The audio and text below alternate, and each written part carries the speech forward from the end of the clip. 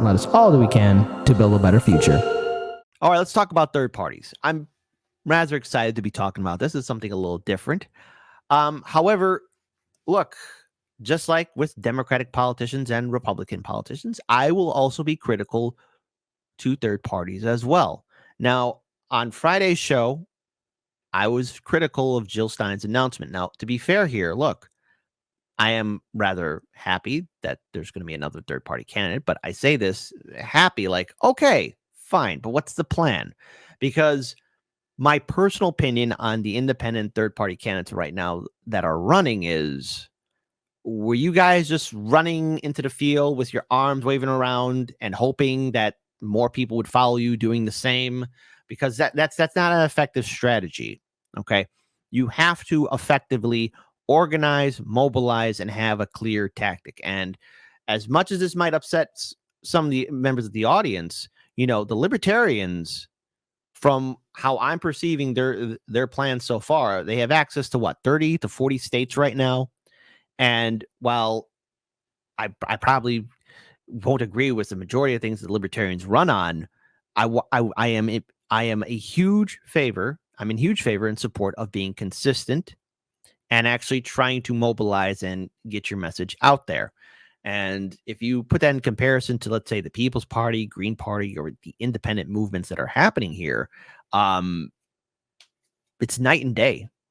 Now, while Jill Stein is running, she has caused a panic amongst the liberal establishment. So that's another reason why I'm happy, because I'm seeing all these liberals come out of the woodwork blaming Dr. Jill Stein for something that she was not responsible for in the first place. Dr. Jill Stein got a whopping 0 in electoral college votes, just like Gary Johnson. And to be clear here, Gary Johnson, the Libertarian candidate in 2016, got 3.3% of the vote on election night in 2016. So this whole tactic of people being afraid of Jill Stein, the media panicking, fine. The media can panic as much as they want, but the message is very clear. Voters want to vote for somebody that's not a Democrat or a Republican. No matter who sits in the White House, Goldman Sachs has the final say, and I think that's enraging a lot of Americans, no matter what state you live in. So let's pull up this video here. Shout out to Case Study QB, who's wrongly being censored. Case, I hope you're doing well. All the best to you. So let's play this video and see how CNN is talking about Jill Stein. Yes, they're having a little panic attack. Jill Stein is apparently running as well. She hurt Hillary Clinton back in 2016. You think that's going to be a major setback for Biden? Jill Stein, it's like a fruit fly that you can't get rid of, It could hurt Joe Biden. Now, again, even if she got 1% of the vote, that could also, come against Joe Biden. Okay, let's say Jill Stein gets 1% of the vote. All right, fine. She gets 1% of the vote. She got like around 1.5% in 2016. That wasn't enough. Even if that 1.5% was able to vote for Hillary Clinton, right? Let's say they did, it still wouldn't have changed things.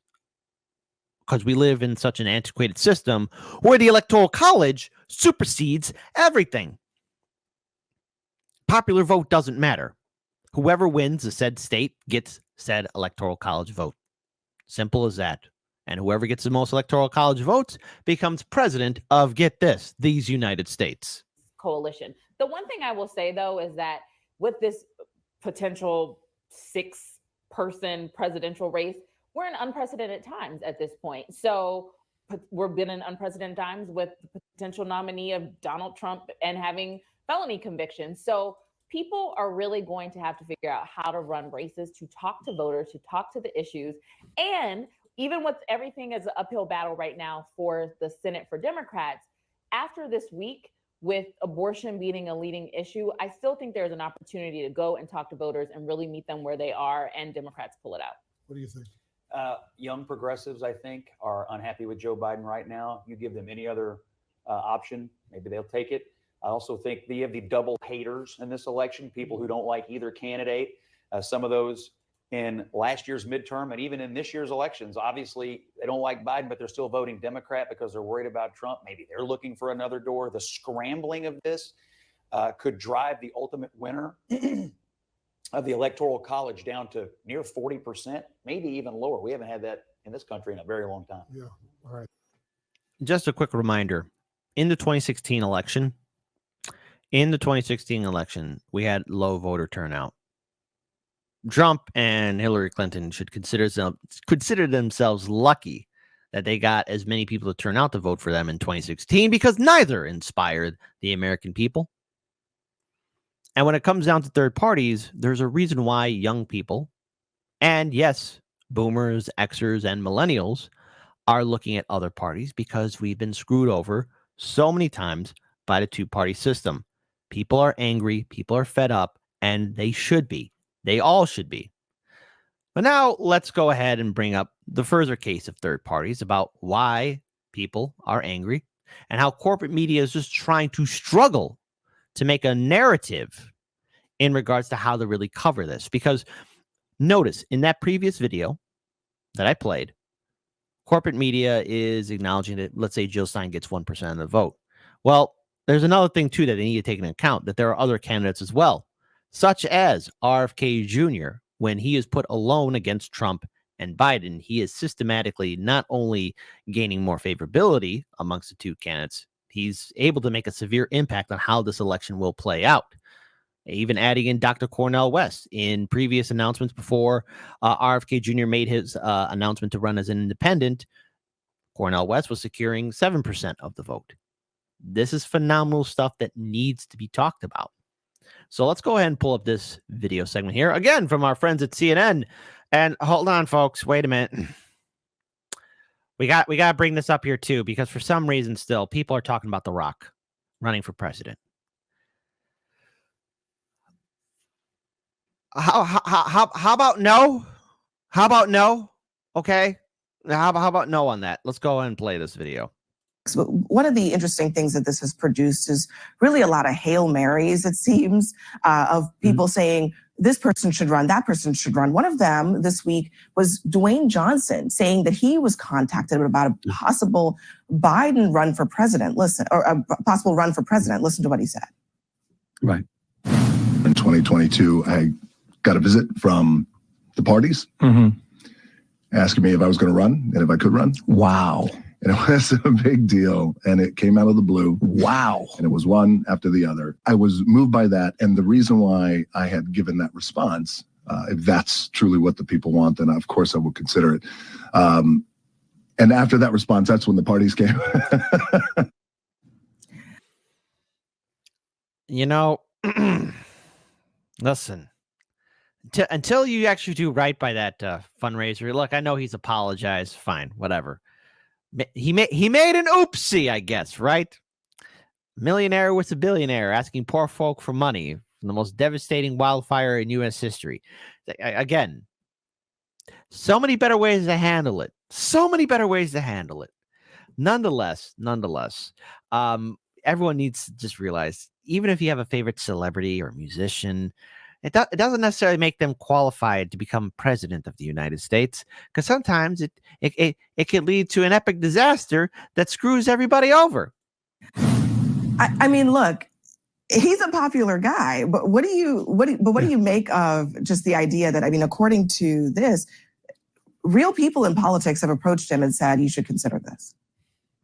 Well, first of all, real people in politics have approached me and talked to me about running. It ain't happening. No.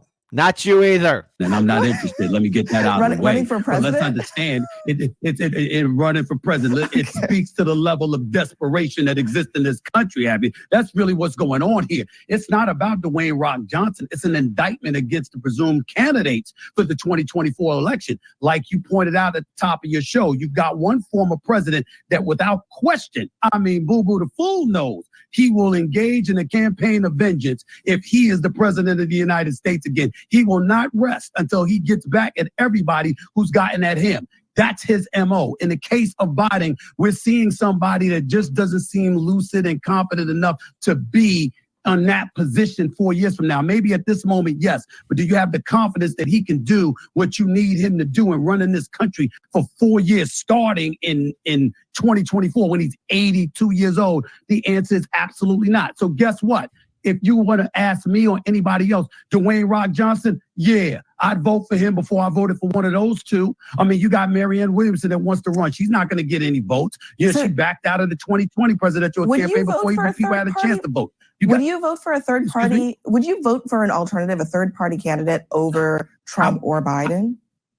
I would. Now, here's again, we see this.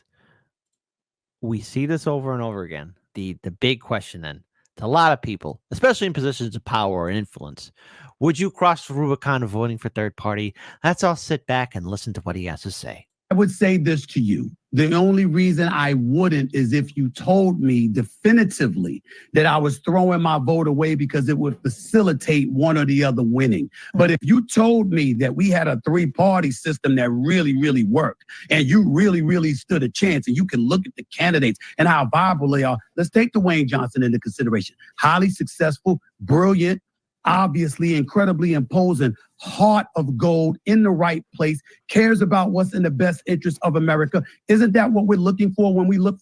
All right, let's, Soul Construct wrote this in the live stream chat, and I'm going to ask this to all of you. Democracy in the chat. He asked, we are doomed. Are we doomed? Type 1 for Kit. Hang on to the hopium.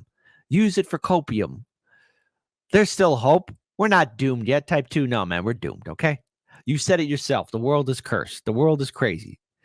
Just hang on tight, and maybe someday this crazy ride will end, or it'll clear itself out. But right now, we are currently doomed. I wonder how many twos we should get in the chat. But also, I want to give a huge shout out to this in the live stream chat. Janice Anderson wrote, we should all vote for a left third party on the most state ballots, even if they don't win. If it gets at least 10% popular, could impact legislation. That is absolutely correct. Currently, there's a few states, one or two, where the Libertarians are acknowledged as a legitimate party. At one point, I know it's old news now, but the Illinois Green Party, how did you lose it? There's many ways that they lost it, but they were acknowledged as a legitimate third party, and then they lost it. Isn't that special? However, there is this whole notion of, hey, if you vote for a third party, you're throwing away your vote. No, you're not throwing away your vote. Okay. And there are numerous examples of successful democracies and republics that are multi-party systems. The problem is, and this is where I have to agree with many of my colleagues and friends in independent media when it comes down to looking at a political system, and that is, and Jesse Ventura even said it best, we have to abolish all political parties, because let's say the Libertarians and Greens are successful and they eventually become on the same level as the Republicans or Democrats.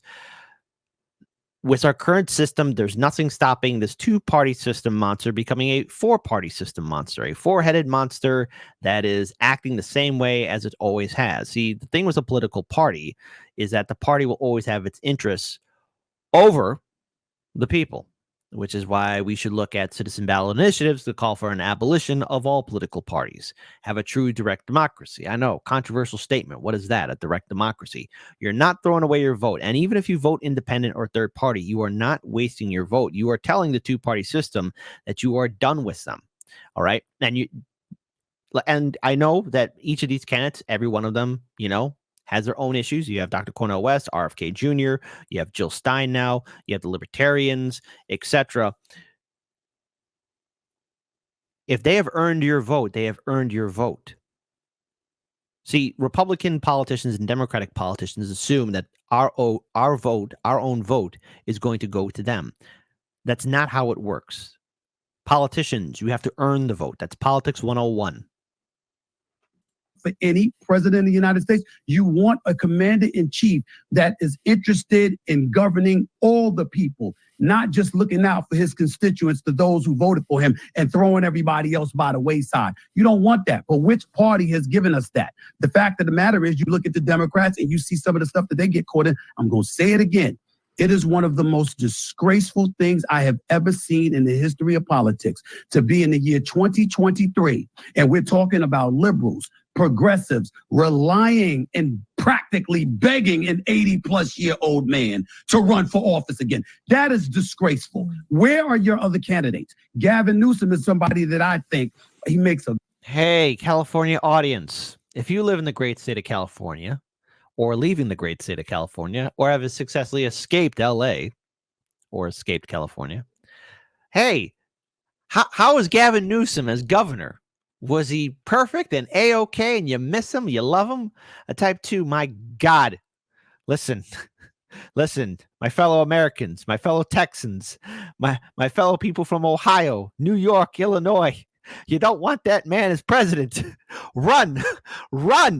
A very viable point on behalf of liberalism. I think that he would be a strong candidate on the left. Yeah. If you're Trump or you're a Trump supporter, okay, fine, you want to vote for him, that's cool under normal circumstances. You got people out here talking about how they vote for him for president, even if he was in prison. That's how sick we are as a society right now. It's a damn shame. And I cover sports. And I see sports people getting hits all the time, 25, 26, 22-year-olds being held more accountable than grown men in their 50s, 60s, and 70s who literally are elected officials in office. And they don't know how to conduct themselves better than 20-year-old sports figures that I cover every day. That's the world that we're living in. It's a damn disgrace, but it's no surprise. He's not wrong. Yeah, and everyone has an opinion. Everyone truly does. But now one other thing here too, and this is from our good friends at BSDNC, I mean MSNBC. Democrats are making the case for you not to vote third party because you should care about Trump taking away democracy while not actively having a democratic primary process.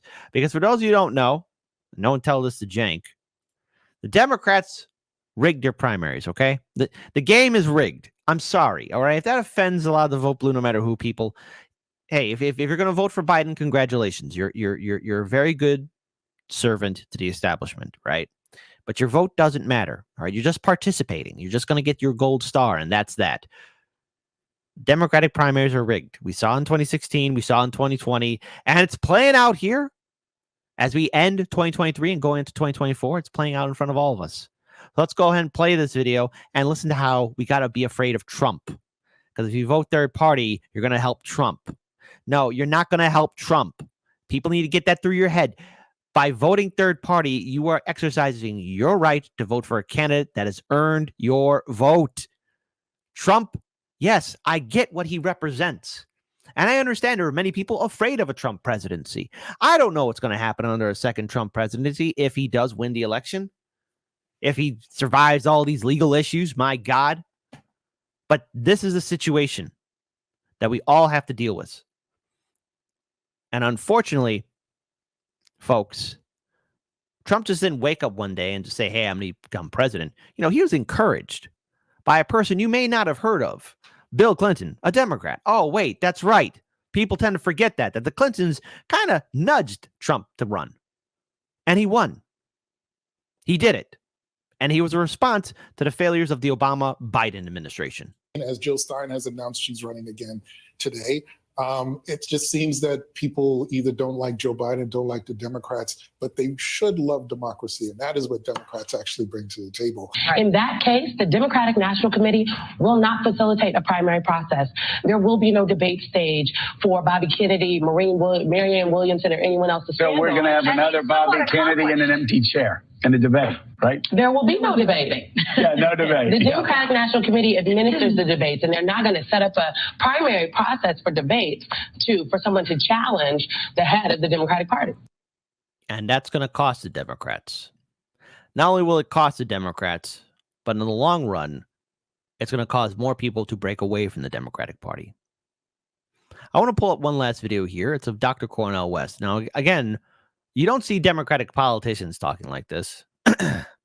You don't see politicians speaking out at these events. But I think it's important that we remember that while they're currently in the race, respectively, Dr. Cornel West, eventually Dr. Jill Stein, and everybody else that's running, they're going to be garnering more attention. And as this election cycle intensifies, no, it will not be the most important election cycle of our lifetime. It'll probably be the most interesting, most entertaining, but this is the kind of election where perhaps we could see a shift in the thinking of the American populace in regards to who we want to represent us and what kind of system we want to govern us. Because what we currently have doesn't work. Years have been terrorized, traumatized, and hated, and we dish out love warriors and freedom fighters every generation, which means that we stand in solidarity with anybody who's occupied, anybody who's subjugated, anybody who's exploited. And that's why we focus on Gaza at this moment, because a genocidal attack is taking place. Yeah. 10,000 dead and 4,000 precious children. And don't let anybody tell you that because you love Palestinians and Palestinian babies, that you hate somebody else. It just doesn't follow what our brothers and sisters. We don't hate Jewish brothers. We don't hate Jewish sisters. We don't hate Jewish siblings. We loathe, we hate a vicious Israeli occupation. We loathe and we hate a vicious siege against Gaza. And the least we can do at this moment of overwhelming barbarity is have a ceasefire. And yet you got these cowards in Washington, D.C. talking about a humanitarian pause. Please get off the crack pipe. Wake up. See the humanity of precious Palestinian brothers and sisters. And the American empire has the nerve in this building to veto a humanitarian pause with our precious Palestinian brothers and sisters being bombed. What kind of country are we? What kind of people are we? And we send a message to Palestinian brothers and sisters and siblings in Gaza: you are not forgotten. We see you. We focus on you. We give attention to you.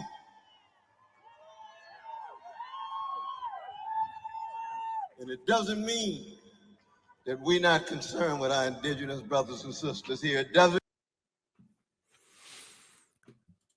No matter how this election plays out, it will go down in history. Hopefully, if it does play out the way I want it to, and maybe I'm starting to get a little bit of hope again. A little bit of hope that maybe Americans will wake up and see the two-party system as the failure that it is. That there are other ways of mobilizing and implementing our own political power to getting a better future. But the first step is taking that initial step forward. Now, I've seen my fair share of politicians become hypocrites. I've seen my fair share of activist groups and organizations fail. I've seen my fair share of political parties literally crap the bed. The time for inaction is over. Now's the time for real people to step up. And the first step is all of us getting out of our little safe spaces and actually using our voice.